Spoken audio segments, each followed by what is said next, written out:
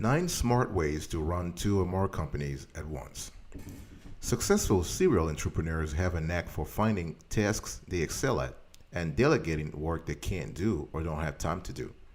From reporting to delegating to outsourcing, here are 9 bright tactics to simultaneously and effectively run several businesses without being overwhelmed.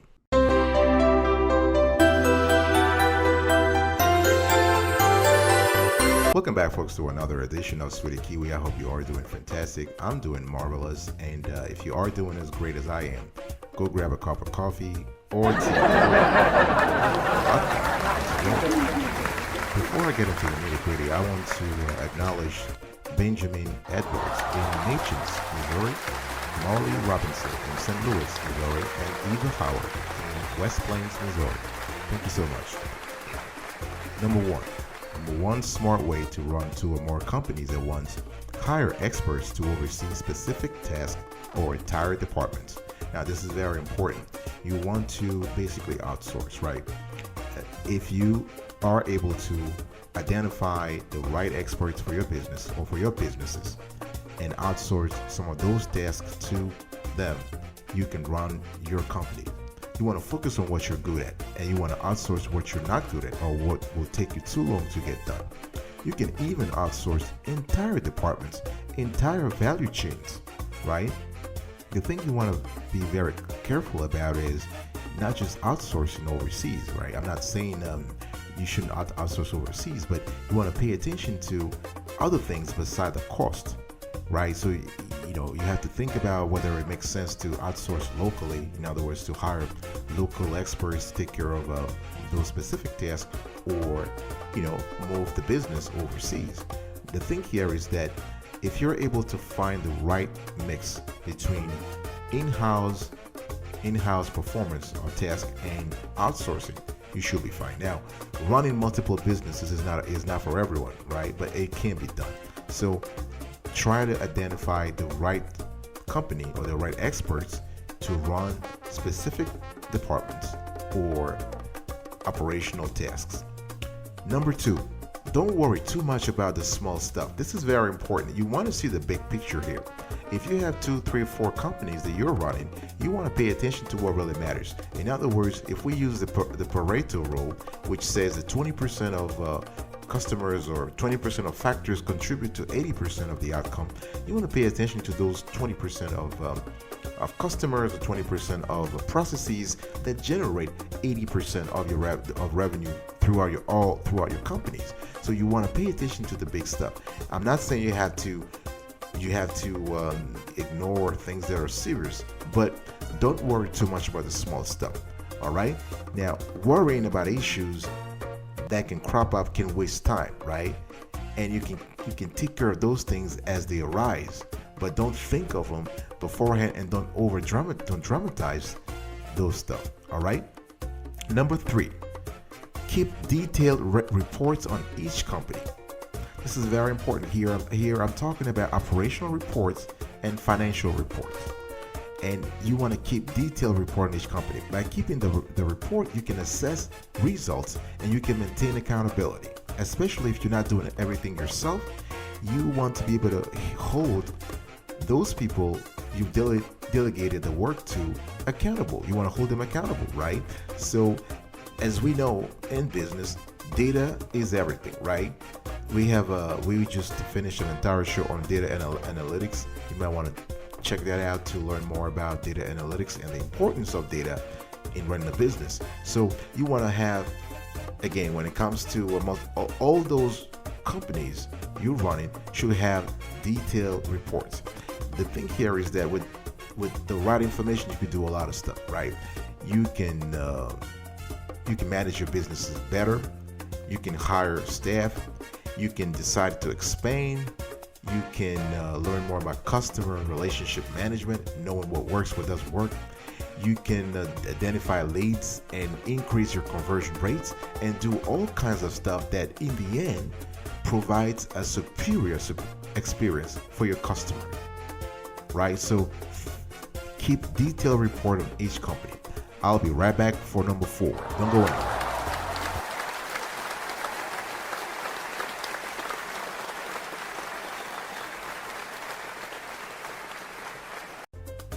Welcome back, folks, to another edition of Sweetie Kiwi. I want to acknowledge Alex Robertson in Whitehorse, in the Yukon province in Canada, Kerry Clark, West Dawson, Yukon, Canada, and Macy Richardson in Watson Lake in Yukon, Canada. Thank you so much for your support and feedback. We really appreciate it. We want to give a big shout out to all our Canadian viewers and listeners and fans. If you too want to be acknowledged during our shows, consider subscribing and turn on the notification bell so you are made aware anytime we drop a show.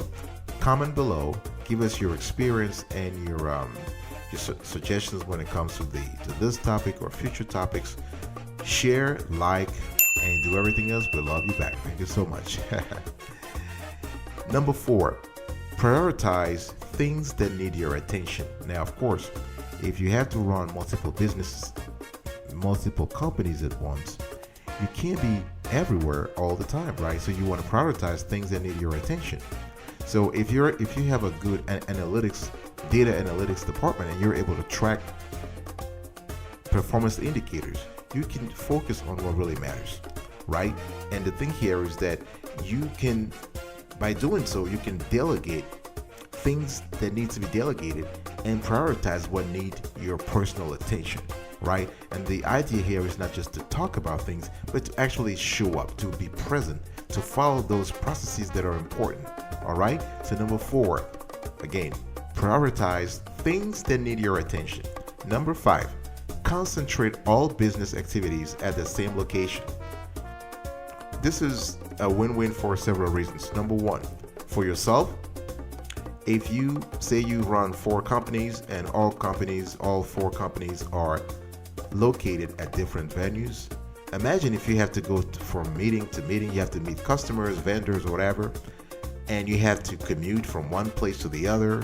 That's just very complicated and very tiring in the long run. So if you have all businesses under the same roof, I'm not saying in the same room, you can actually rent offices in the same building, or you can convert an entire office locale into multiple facilities for multiple companies. You can do that as well, but you save operational cost. That's another point, right? First one, you save time and energy on your end. Now you're saving operational costs because the businesses can actually mutualize the costs, right? Anything from utilities to logistics to anything. So you can mutualize. So the 4 companies in our earliest example can actually share the cost. Another thing that is very important is that by having all business activities at the same location, you're able to create cohesion and cohesiveness among your staff members. So staff members will know each other. They will know they work for sister companies. They can and people can you can actually save time also when it comes to expertise. Let's say you have a company A has a lack of expertise in a specific field, but company B has that expertise. You can do crossovers, right? So your staff can actually work in both companies. Of course, if you are able to have a good contract that specifies that, then you can actually save a lot of money, a lot of time, and a lot of resources. Number 6, collaborate with the company's respective co-founders to share workload properly. This is very important if you're not the single founder of your companies for that matter, and then you have several co-founders, right? Let's say you are running 4 companies, and in total you have about 10 co-founders across all those 4 companies, right? It is very important to have a mutual understanding with those co-founders when it comes to workload, to make sure there are no redundancies, there are no lack of productivity. You want to make sure everybody's doing their job and you are basically productive yourself, right? So this could be done, you can do this company by company, or if the co-founders are the same across all companies, you can sit and sign a master agreement, a master founder agreement. And this is very important. By doing that, you're able not only to have operational understanding among the co-founders, you're having the same understanding in the staff, right? Because that understanding will trickle down into the staff, right? So this is very important. And by doing that, you can also improve communications, right? You can do communications in one-on-one sessions, you can do email, you can do town hall style communication, and you're able to talk not only with your co-founders but also with your employees. Now, another benefit here is that by having a mutual understanding, by having a master agreement with your co-founders, it makes things easy if later on you want to add partners. If you need to add new owners to the companies, or you want to add new partners, it makes things easy because the new partners can just read what has been agreed before and decide whether it works for them, so they can sign it, or it doesn't work for them. So the whole thing has to be renegotiated, or their partners have to walk away. Either way, for you, this is great, right? You want to have an understanding with your co-founders as to how the businesses will be run. I'll be right back right after this. Don't go anywhere.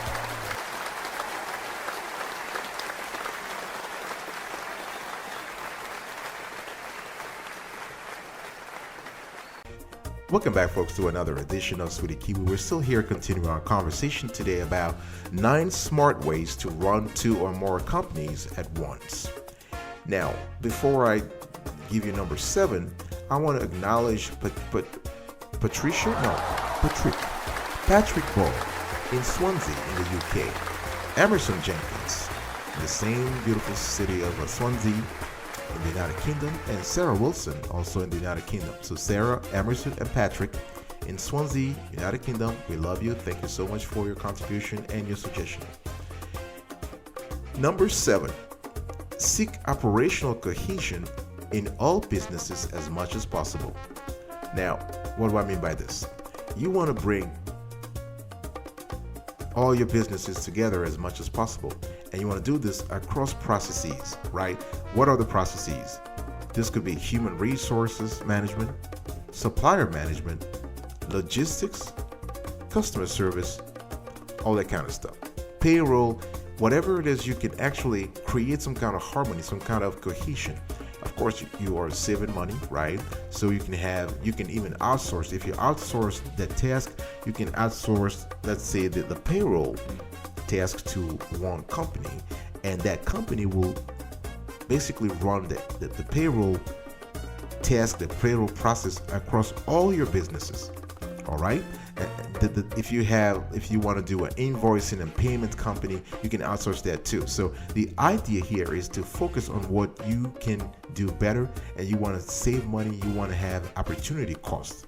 You want to think about opportunity costs and economies of scale.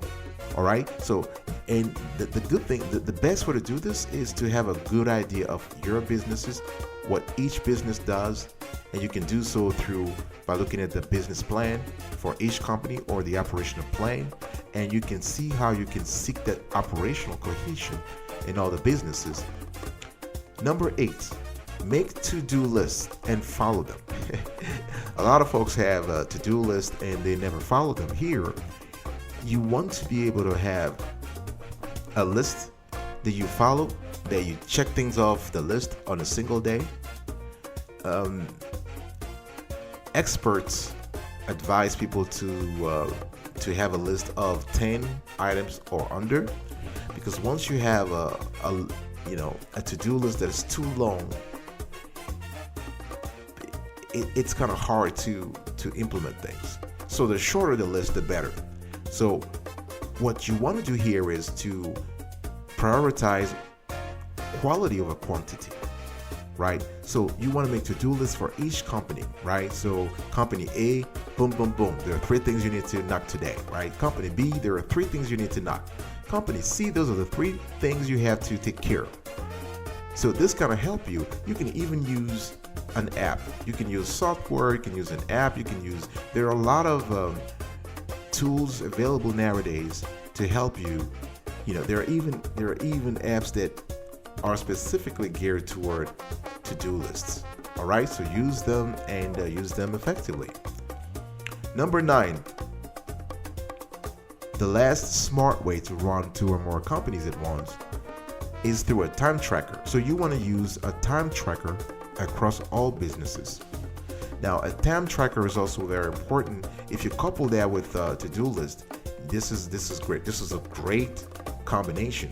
What does a time tracker do? A time tracker sort of, as the name implies, tracks your time across businesses. So at the end of the day, at the end of the month, the end of the week, the quarter, or the half year, you know what percentage of your time you spend in company A versus company B versus company C. And by tracking this time, you can tell whether your time is properly allocated. For instance, let's say company A brings 50% of the total combined revenues across your businesses, but you just realize that you're only spending 10% of your time in company A, while you're spending 50% of your time on company C, which only brings 5% of business to you. Now, it's this sort of data might not be bad at first glance, right? But the thing here is that you want to think whether it makes sense to support a company that's bringing you a little money, or whether it just makes better business sense to allocate more resources to a business that is vibrant, that is profitable, and that can sustain other businesses, right? The whole idea, again, of what I said earlier, the Pareto rule, the 20-80, 20% of the business bringing 80% of the 20% of your customers or your business, if you will, bringing 80% of the revenue, right? So you want to focus more on those top businesses. All right, so this is it, folks. I'll be right back right after this. Don't go anywhere.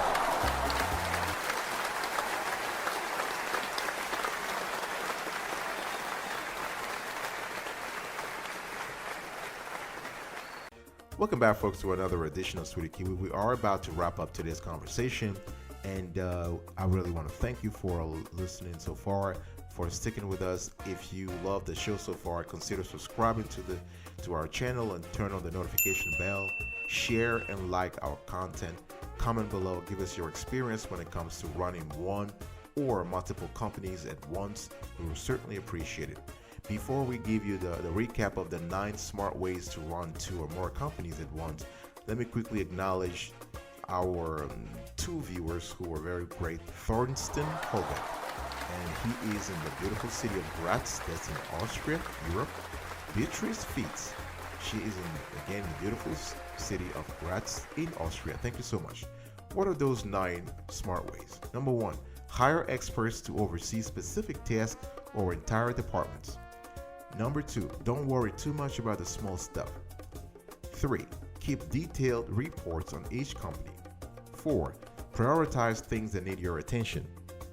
5, concentrate all business activities at the same location. 6, collaborate with the company's respective co-founders to share workload properly. 7, seek operational cohesion in all businesses as much as possible. Number 8, make to-do lists and follow them.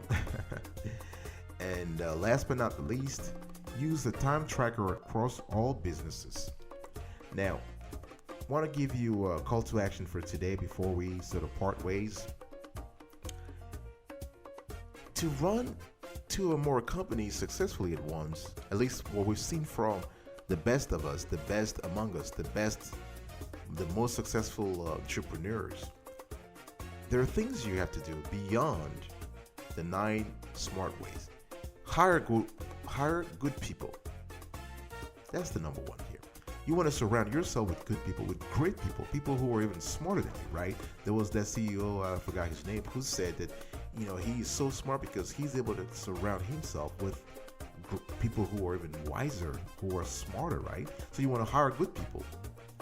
Another thing you want to do is you want to really do your homework and know what you don't know. So you want to be clear as to things you need to delegate, things where you need to seek expertise, things where you have to enlist the help of an expert, right? And the only way you can identify which expert you need is by knowing what you don't know. All right? Learn from your failures. Constantly learn, right? This is this is a learning process. Business is just a school, is a lifelong school, and you want to constantly learn from your mistakes and improve and modify your approach and tweak things and constantly tweak things, right? This is how you get better, right? So learn from your failures. And the last thing I want you to think about is maintaining a work-life balance. You want to maintain your work-life balance. This is very important. The last thing you want is to have, early stage depression while running 2, 3, 4, 5 companies at once, right? So you want to find a way to balance work. You want to work 8, 9, 10 hours, but also have time for your family, time for yourself, for your passions, for your interests. Those things are important because running the business is not a sprint. It's a marathon. It's not a short-term thing. If you want to create an environment for sustainable success, you want to be able to think about having work-life balance. All right? Thank you for listening, and I will see you next time. Remember, stay marvelous.